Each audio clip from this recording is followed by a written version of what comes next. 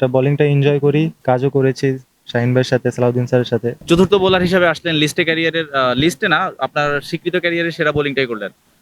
Bowling এ আসলে আলাদা কোনো প্ল্যান ছিল কিনা, বা ক্যাপ্টেন আগে থেকে কোনো মেসেজ দিয়েছিল না বোলিং নিয়ে? না, ওইরকম আলাদা কোনো প্ল্যান ছিল না, বাট বোলিংটা এনজয় করি। লাস্ট 2-3 বছর ধরে বোলিংটা খুব এনজয় করছি, সাদা বলে বিশেষ করে। সো কাজও করেছি শাহিন ভাইয়ের সাথে, সালাউদ্দিন স্যারের সাথে।